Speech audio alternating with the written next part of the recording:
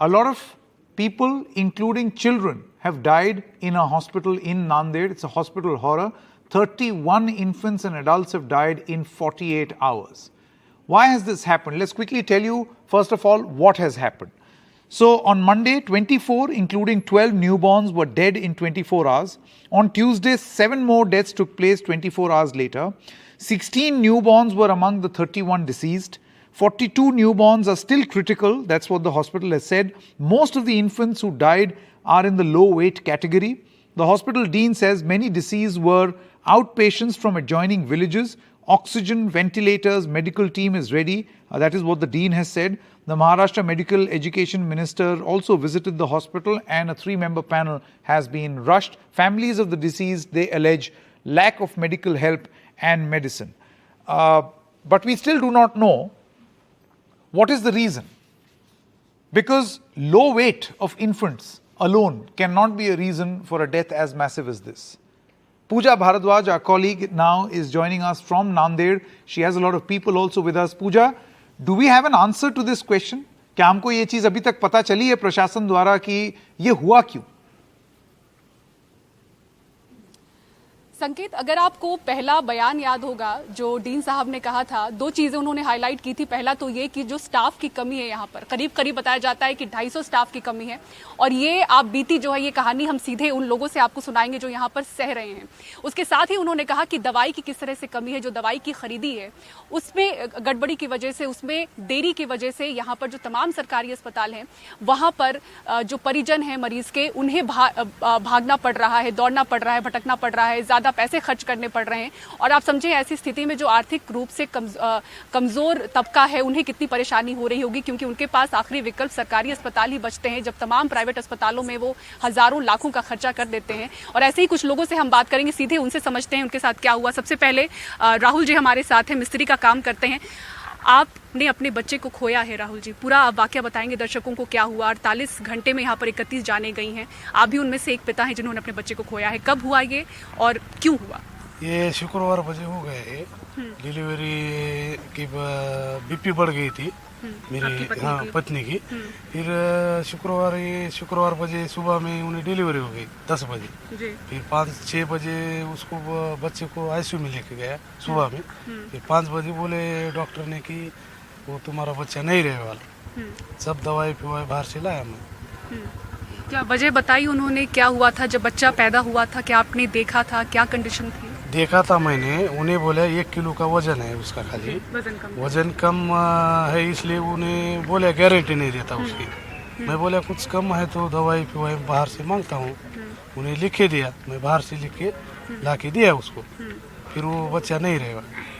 तो जब पैदा हुआ था बच्चा उस समय उन्होंने बता दिया था कि इनके बचने के चांसेस कम हैं? कम है बोला था थोड़ा। फिर मैं बोला दवाई कुछ लाने का है तो मेरे को बोलो डॉक्टर साहब, मैं बाहर से लाता। उन्हें लिख के दिया, मैं बाहर से लाया मेडिकल। अंदर कुछ भी नहीं था मेडिकल बच्चे के लिए, कोई दवा मौजूद कोई भी दवा मौजूद नहीं थी अंदर। आपको कितने घंटे लगे ये दवा लाने में, ढूंढने में? एक 20-25 मिनट लग गए। कितना खर्च हुआ? वो 1100 हो गया जी। और जब दवा लेकर आए बच्चे को दिया गया समय पर, क्या कंडीशन थी? दिया गया था। उन्हें बोला दिया है गया है बच्चे को। फिर बोला 5 बजे मेरे को बोला डॉक्टर साहब ने तुम्हारा बच्चा नहीं रहे वाला। बोला क्या वजह बताई? उन्हें बोले ये कमजोरी है, 1 किलो का वो उसका वजन है, इसलिए वो नहीं बचा, ऐसा बोले। मैं स्टाफ थे वहाँ पर, डॉक्टर की मौजूदगी थी? स्टाफ थे, सब थे, अटेंड कर रहे थे। हाँ कर रहे थे। फिर बहुत बच्चे थे मेरे साथ में, 4-5 थे उसके बच्चे अच्छे। उसको कोई 160 का था, 1.5 किलो का था, उसके बच्चे बच गए। ठीक है। अभी आपकी पत्नी कैसी हैं? क्या वो भी यहाँ पे? नहीं, अच्छे है। उसको पत्नी को नहीं बताया मैंने, ऐसा हो गया। इस हादसे के बारे में आपने? नहीं बताया मैंने, पत्नी को नहीं बताया। उसकी तबीयत अच्छी है। क्या मन में चल रहा है आपके, क्या आप सोचे, क्या डर है? क्या डर, ऐसा दोबारा मत नहीं होना चाहिए दूसरे लोगों। कहाँ चूक हुई है आपके हिसाब से? अस्पताल प्रबंधन से कहाँ चूक हुई? क्या चूक, दवाई को कुछ बजे ये डॉक्टर के थोड़ा कम है। यहाँ पे तो वो कह रहे हैं ऑन कैमरा आधिकारिक तौर पर कि हमारे पास दवाई की कमी नहीं है। पहले माना उन्होंने, लेकिन बाद में कहा कि दवाई की कमी नहीं है। फिर क्या कहेंगे अब क्या उनके बारे में बोलने का? उन्हें लिख के ले दे रहे और बाहर से लाने के लिए बोल रहे, और अंदर नहीं उसमें दवाई नहीं था अंदर, बाहर से लेके दे रहे, ये लेके लाओ और बाहर से लेके आओ। अब क्या बोलने का। ठीक है, एक और यहाँ पर ऐसे परिजन हैं जिनसे हम बात करेंगे। सर अपना नाम बताइए। हनुमान जी। आपके साथ क्या हुआ है यहाँ पे? मेरे साथ अभी मेरी बेटी है 2 साल की, जी। वो अभी मैं 7 दिन से यहाँ पे बोले तो यहाँ पे एडमिट हुए। 7 दिन से मैं मेडिकल बाहर से ला रहा हूँ, ट्रीटमेंट पूरी मेरी बाहर से है। सारी दवाइयाँ आप बाहर से ला रहे हैं? हाँ, सारी दवाई मेरी बाहर से है। हाँ। और बाहर से मेरे 4-5-6 हज़ार रुपये ऐसे खर्च गए। तो वो ट्रीटमेंट कर रहे हैं, मगर वो थोड़ा धीरे से। अभी कभी स्लाइन ख़त्म हो गई, उनको बोल दिया सिस्टर स्लाइन ख़त्म हो गई, तुम आके वो उसको बंद कर दो। तो बोलते कि हाँ ठीक है, तुम्हारे हाथ से बटन बंद कर दो, हम आता है थोड़ी देर से। ये सारा काम आपको करने बोल रहे हैं? कोई स्टाफ नहीं है वहाँ हाँ, पर? स्टाफ है। स्टाफ होके भी वो सिस्टर लोग क्या करते, स्टाफ होके भी वो बाहर उधर जाके मोबाइल देखते बैठते। और उसको सिस्टर एक दो बार, अभी एक बार बोले कि बाद में थोड़ी देर में आता हूँ बोलते, बाद में और गए तो चिल्लाते हमारे पे, आते नहीं क्या, थोड़ी देर रुकते नहीं क्या, ऐसा बोलते हैं हमारे को। और जो झाड़ू पोछा लगाते वो बोलते कि तुम्हारे कॉट के नीचे से तुम खुद ही झाड़ू मार के लिए।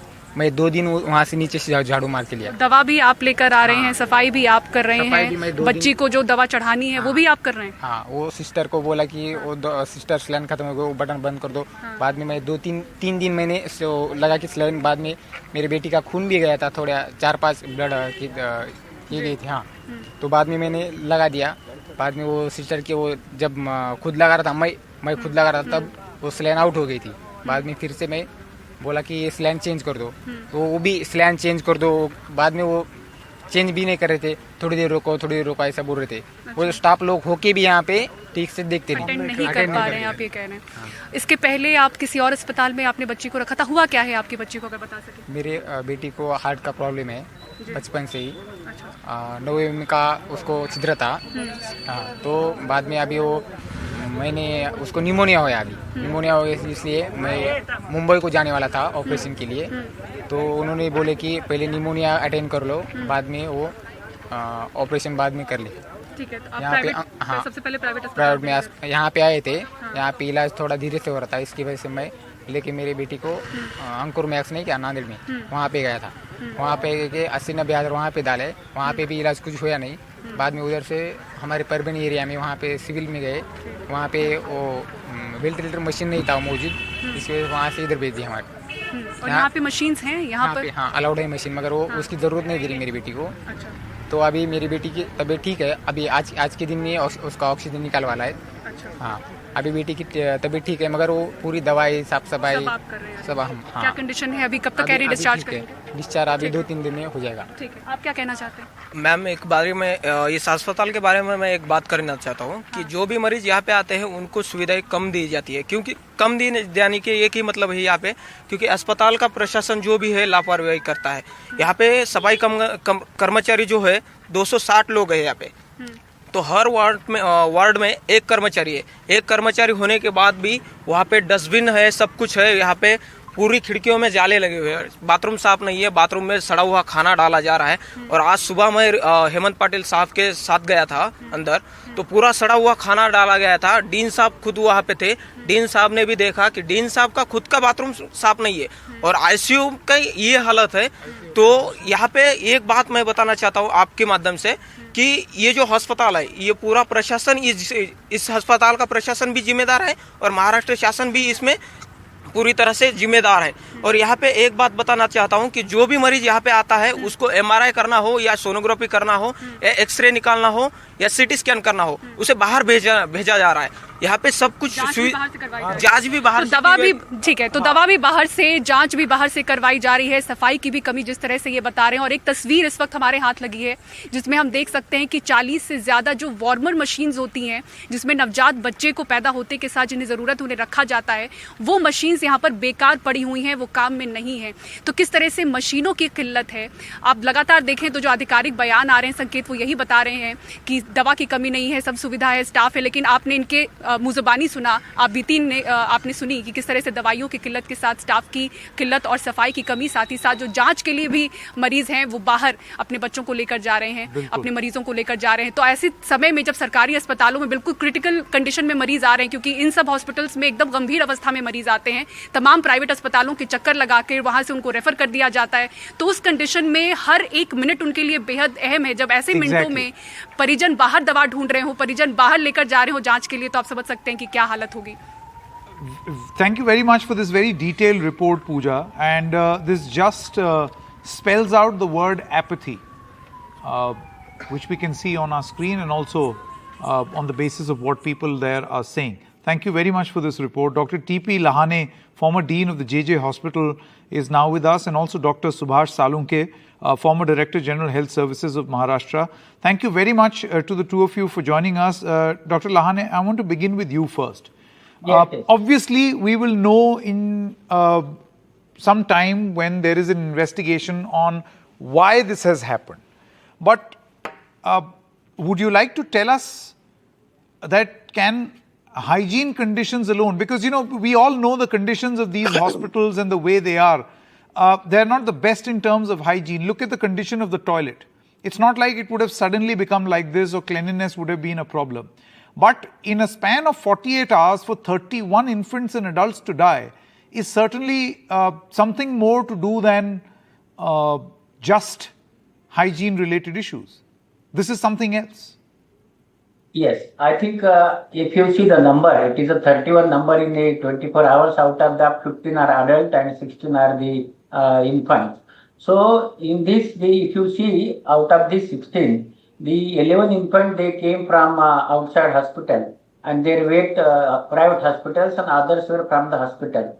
So why this thing happened, for that I think inquiry committee only tell us, because we don't know the detail. But yes, you can see the conditions there. See what has happened. It is not, I think we should not consider these made responsible the dean.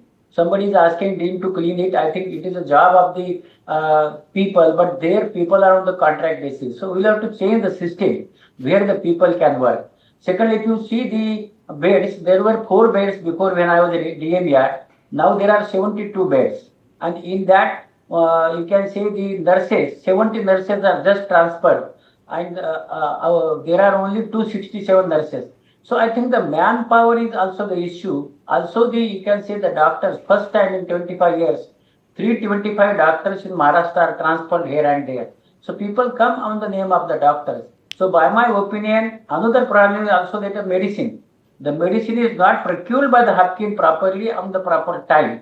So this Hapkin which is procuring the medicine, the government is paying them money. I think government is correct there. But the system at Hapkin is not working. And because of that, medicine is not provided to the patients and they are buying from outside. So the manpower, nursing power, and I think the people who are transferred. But basically, the doctors are doing very good job, and doctors should not be made responsible for everything, and they should not be made as a scapegoat because the doctors are there. Secondly, the doctors are not staying in the hospital because the conditions which are you can say provided to the doctors are not good, benefits are not given properly. So I think we should take care of the doctors so that the good people will be attracted, and whatever today happening, that will not happen in future. Okay. Dr. Salunke, how do you view this? I mean, it's an alarming number. And while a lot of these parents, patients, their family members are generally talking about apathy, which is like a pretty standard picture that you see in these hospitals, right? They're overburdened, way too many patients. What explains this sudden surge in deaths?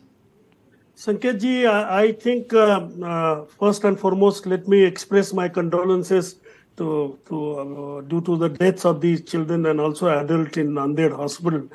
This is clear-cut indication of extreme failure on the part of the system, starting from Government of India and also with the state government. Whatever Dr. Lahane has stated is a ground reality, but let us try and understand. We tried, when I was DGHS Maharashtra, we tried to improve the hospitals in Maharashtra under civil hospitals. This is a medical college hospital, expected to be tertiary care hospital. And in this, the way the relatives are describing, it's very painful. And I personally feel it is clearly indicating on so-called the schemes of Government of India like Ayushman Bharat, If children are going to born with 1 kg weight, what kind of a system that we are doing in the rural area? What kind of a referrals we are, how are we going to improve the rural health hospitals or the sub-district hospitals so that such patients are managed there? So we have to now start from a very comprehensive point of view. Normally what happens after such episodes, recently it happened in Thane. We don't know what is the outcome of the Thane report. This has happened. Approach of the system, governmental system, and particularly bureaucracy is try to do superficial, what we call as a superficial way of tackling it temporarily. These kind of situations will recur unless basic issues are addressed. Issues related to the competency of the manpower, issues related to the sufficient number of manpower, procurement process. How do we ensure that the peripheral institutions are managed in such a way that they are in position to handle? And by the time you allow the infant to come here, can't we manage them outside? Number two, under the Prime Minister's scheme, private hospitals are supposed to be handling some of these emergencies. Where were they? What are they doing? I mean, Sanketji, I know Maharashtra is comparatively better performing states in the country. Imagine in other states. Yeah, I can understand. And I'm just juxtaposing this with what the Chief Minister of Maharashtra said on a program right here on NDTV yesterday, where he claimed to have doubled or tripled the spend in Maharashtra, budgetary spend on healthcare. I mean, when you juxtapose it with these pictures, it paints a totally different picture. Thank you very much, Dr. Lahane, as well as Dr. Salunke, for joining us.